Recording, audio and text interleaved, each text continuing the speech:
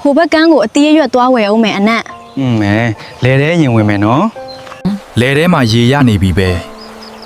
ထွန်ဆက်သမားကိုမောင်းပေးဖို့ပြောထားအောင်နော်မြက်တွေကလည်းများလိုက်တာဟုတ်တယ်ဒါပြီးရင်ချောင်းထဲမှာကစွန်းရွက်သွားခူးကြမယ်နော်ဟာကစွန်းရည်ဒီအများကြီးပဲနော်ပြုတ်ပြီးတော့ငပိချင်နဲ့တိုးစားကြမယ်ကြိုက်တယ်